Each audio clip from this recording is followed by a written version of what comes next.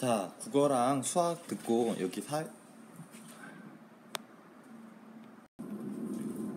국어랑 수학에 이어서 이 사회까지 듣는 사람 굉장히 대단한 것 같습니다. 선생님도 집에 있을 때는 인터넷 강의 듣는 거 굉장히 힘들어하는데 여러분들이 같이 잘 듣고 있을 걸 생각하니까 굉장히 고맙기도 합니다. 네, 참고로 선생님은 학교에 출근해 있습니다. 여러분들은 집에서 편히 듣고 있지만 선생님은 학교에서 출근해서 이걸 찍고 있다는 거 유념해 주고 좀 함께 같이 했으면 좋겠습니다. 자, 사회 시간에는요, 우리 경제의 성장과 발전 중에 세계 속의 우리 경제, 선생님 두 글자로 무역에 관한 내용이라고 이야기를 한 적이 있습니다. 그래서 우리나라 무역의 특징에 대해서 한번 알아보겠습니다. 교과서는 140쪽에서 143쪽입니다. 자, 먼저 우리나라 무역의 특징에 관해서 이번 시간 배울 텐데 마인드맵은 대략 이렇게 될 것 같습니다. 물론 선생님 기준이니까 여러분들이 꼭 따라하진 않아도 됩니다. 자, 수입, 수출, 그리고 우리나라 무역의 특징입니다. 자, 수입하고 수출이 예전에는 어땠는데 이제는 어떻게 되었다, 이런 변화에 대해서 알아볼 거고요. 그 다음에 우리나라 무역의 특징, 우리나라 무역에서 뛰어난 점은 무엇이 있고 부족한 점은 무엇이 있다. 또 우리나라 주요 무역 상대국은 라이벌이란 뜻이 아니라 함께 무역을 해가는 파트너라고 생각을 해도 좋을 것 같아요. 그래서 어떤 나라에 수입을 많이 하고 있는지, 어떤 나라에 수출을 많이 하고 있는지, 그런 것들을 알게 되면 우리나라 무역에 대해서 좀 더 알 수 있겠죠. 자, 먼저 수입품의 변화입니다. 수입이라는 것은 돈을 주고 물건을 사오는 것을 말합니다. 그래서 외국으로부터 우리가 필요한 물건을 사오는 것을 우리는 수입이라고 하는데요. 이런 수입하는 물건이 어떻게 바뀌었는지 한번 보겠습니다. 1980년대에 1등은 원유였습니다. 그리고 2013년대 1등은 원유입니다. 여전히. 그만큼 우리가 석유에 굉장히 많이 의존을 하고 있다는 뜻이겠죠. 조금 딴소리긴 한데 그러기 때문에 지금 오늘날 이제 테러리스트 집단 중에 IS가 있잖아요. IS가 지금까지 살아남는 이유는 그곳에 있는 석유를 팔아가지고 그 군사자금을 마련한다고 합니다. 어쨌든 이 원유는 그 수입하는 양이 굉장히 많이 증가했어요. 그쵸? 근데 그 외에 이제 2위였던 수입품은 곡실류라고 되어 있는데 곡식들을 말하는 거예요. 그러니까 우리가 뭐 쌀이라든지 밀 이런 것들을 굉장히 많이 수입했었어요. 그 당시에는. 또 이외에도 목재, 또 기호식품과 같이 우리 일상생활에서 주로 많이 사용되는 그런 것들에 대해서 많이 수입을 했는데 이제는 수입품에 보면은 원유, 그리고 반도체가 있어요. 선생님, 반도체는 우리나라에서 만드는 거 아닌가요? 그런데 우리나라가 최종 완성품을 조립해서 파는 경우도 굉장히 많고 반도체도 실제로 많이 수입을 해서 쓰고 있다고 합니다. 그리고 천연가스, 석유 제품, 석탄, 컴퓨터 이런 것들을 오늘날 많이 수입하고 있다고 해요. 그래서 우리나라가 예전에는 같은 경우에는 먹고 사는 거가 굉장히 중요했기 때문에 먹는 것들이 주요 수입품에, 물론 원유는 계속 많이 필요했으니까 많이 수입을 했고요. 일단 식품류가 수입품에 많이 포함이 돼 있었는데 오늘날에는 식품류하고 관련은 없고 자원이라든지 아니면은 좀 더 많이 이제 부품을 수입을 해서 그 부품을 가지고 이제 컴퓨터나 기계 등을 만들어 가지고 다시 판매하는 그런 일들을 많이 하고 있다라는 것을 여러분들이 기억해 주면 좋겠어요. 물론 컴퓨터를 많이 수입하고 있기도 하지만 컴퓨터를 많이 수출하고 있기도 해요. 한번 그럼 우리나라가 수출하고 있는 것은 무엇이 있는지 보겠습니다. 자, 그럼 우리나라의 주요 수출품이 무엇인지 한번 알아보면요. 1980년대에는 의류나 신발과 같은 경공업 제품들이 굉장히 많이 있었습니다. 그 당시에 의류 산업이 1980년대에 성장하고 있던 산업은 아니었지만 1980년대까지 우리나라의 주요 수출품 중 하나였다는 거 기억해 주면 좋겠습니다. 여러분들이 예전에 봤던 그 일기 내용도 기억이 나죠. 그 다음에 철강판이라든지 선박과 같은 그런 공업도 굉장히 많이 발전을 하고 있었습니다. 2013년, 2000년대 이후에 첨단 산업이 많이 발달했다고 얘기했었죠. 1990년대 이후 자동차 산업도 발달했다라고도 이야기했습니다. 그래서 오늘날에는 반도체, 석유, 자동차, 선박, 그리고 디스플레이라든지 아니면은 스마트폰과 같은 무선 통신기기가 굉장히 많이 수출되고 있어요. 특히 무선 통신기기 같은 경우에는 점점 더 그 수출폭이 늘어나지 않을까 하고 기대도 됩니다. 자, 여러분들이 배웠던 것을 까먹고 있는지 아닌지 한번 알아보기 위해서 다시 요 그림 한번 보겠습니다. 이거 기억나나요? 예전에 열심히 외웠죠.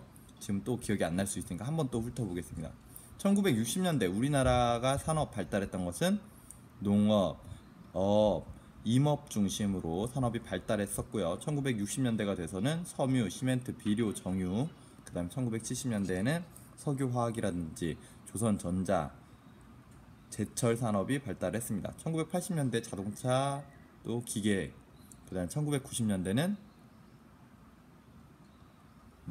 컴퓨터, 반도체, 정보통신 산업, 그 다음에 2000년대 이후에 첨단 산업과 서비스업이 발달하고 있다.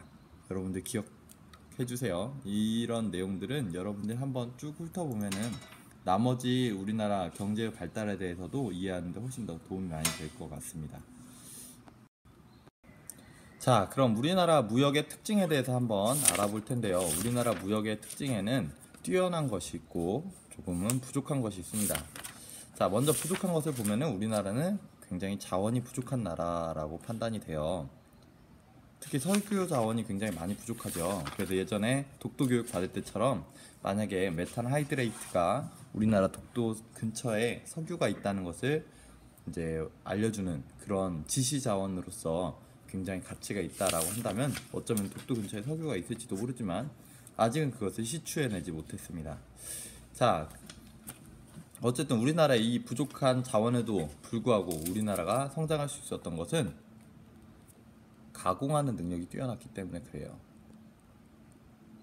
자원이나 원료를 가공해가지고 제품을 만드는 경우, 그래서 우리나라에는 가공하는 기술이 뛰어나고 이 기술을 바탕으로 제품을 만들어서 외국에 수출하고 있다라는 것을 기억해 주기 바랍니다. 자, 무역의 특징이 두 번째 것도 있는데요. 자, 첫 번째는 우리나라는 자원이 부족한 반면에 그것을 가공해서 다른 나라에 다시 수출하는 산업을 중심으로 하고 있다라는 것을 기억하고요. 그 다음 두 번째는 일단 여기 있는 그림을 같이 한번 살펴봐야 될 것 같습니다. 여기 그림을 한번 볼게요. 그림을 확대하기 위해서 선생님 사진을 조그맣게 놨습니다. 자, 우리나라가 수입하는 나라들이에요. 우리나라가 수입하는 것 중에 가장 많이 차지하고 있는 것은 중국으로부터 수입을 굉장히 많이 하고 있어요. 그 다음에 일본, 미국 순이죠. 그 다음에 이제 뭐 사우디아라비아, 석유가 사우디아라비아로부터 우리나라가 굉장히 많이 수입을 하고 있다고 해요. 그런 것들이 있고, 자, 수출로 한번 볼까요? 수출에서는 중국, 미국, 일본 순이네요. 그 다음에 홍콩 등등의 나라가 있고, 자, 여기서 알 수 있는 건 뭐냐면은 우리나라는 여기 있는 요 나라, 요 나라, 요 나라, 여기도 보니까 요 나라, 요 나라, 요 나라, 이 세 나라에 대해서 무역을 굉장히 많이 하고 있어요. 일본하고 중국은 우리나라랑 가깝기 때문에 그렇고, 또 미국은 정치적으로도 굉장히 가깝죠. 그러다 보니까 중국, 미국, 일본이라는 이 나라의 비율이 굉장히 큽니다. 그래서 이 나라 중 한 나라가 경제가 휘청거리게 되면은 우리나라도 덩달아서 경제 상황이 좋아지기도 하고 나빠지기도 하고 한다고 합니다. 왜냐하면 우리나라가 수입을 하고 있고 또 수출하고 있는 나라가 주된 나라 세 군데가 굉장히 많은 비율을 차지하고 있기 때문에 그래요. 자, 이제 남은 것은 이제 마인드맵 정리는 앞에까지만 하면 됩니다. 이 다음에 있는 정리는 뭐냐면은 여러분들이 한번 학습해보는, 스스로 습해보는 그런 시간이라고 할 수 있어요. 무역 지도라고 있어요. 무역 지도. 그래서 각 나라에서 무역을 얼마나 많이 하고 있는지를 나타내는 지도입니다. 그래서 이 원의 크기가 나타내는 것은 뭘까요? 여기 나와 있죠. 그 다음에 원에서 색깔들이 나타내는 것, 빨간색과 파란색이 나타내는 것은 뭘까? 여기도 여기 나타나 있습니다. 자, 우리나라를 기준으로 했을 때 다른 나라들의 무역 무역이 어떻게 이루어지고 있는지 보는 겁니다. 수학 비와 비율 생각나죠? 우리나라가 기준량입니다. 비교하는 양. 우리나라보다 크면은 무역을 많이 하는 나라겠죠. 우리나라에 비해서. 근데 우리나라보다 작은 나라 같은 경우에는 무역을 적게 하는 나라다라고 판단할 수가 있을 것 같아요. 굉장히 신기한 거는 여기 있네요. 자, 우리나라보다 독일이 무역량이 적어요. 심지어 수출량은 우리나라가 훨씬 더 비중이 독일에 비해서 비중이 많죠. 그런 것들을 한번 여러분들이 살펴보는 건데, 여기 밑에 질문에 한번 스스로 답해 보세요. 무역 지도를 충분히 잘 읽고 나면은 이 세 가지를 답변을 할 수 있을 텐데, 자 보세요. 예전에 우리 선생님이 공부하는 거에 대해서 얘기한 거 있습니다. 파란색은 단순히 기억입니다. 이것은 한국말만 잘 읽으면은 풀 수 있어요. 그래서 이거는 따로 여러분들이 많은 생각을 기울이지 않아도, 아 여기 빨간색이 뭐라고 써졌으니까 여기 빨간색이 뭐겠구나 생각하면 돼요. 자 다시 원의 크기, 여기 원의 크기가 이게 얼마니까 얘는 뭘 나타낸 거구나, 원이 크면은 뭐고 작으면 뭐구나 알 수 있겠죠. 그리고 지도의 제목은 뭐구나, 지도의 제목 여기 있네요. 네. 그래서 이런 것들은 여러분들이 잘 기억하고 있는지를 확인하는 질문입니다. 굉장히 기초적인 질문입니다. 이 다음 질문은 여기 있는 빨간색 칸이에요. 빨간색 칸은 여러분들이 여기에 있는 내용들을 이해하는지를 물어보는 질문입니다. 그래서 이 지도를 보고 빨간색 물음에 답변할 수 있는 사람은 지도를 충분히 보고, 아 얘가 뜻하는 게 뭐구나, 얘의 뜻을 여러분들의 말로 설명할 수 있는 사람이 됩니다. 그 다음 세 번째, 이거는 적용할 수 있는 사람입니다. 여기서 나온 의미, 예를 들어서 싱가포르를 한번 볼게요. 싱가포르에 보면은 파란색이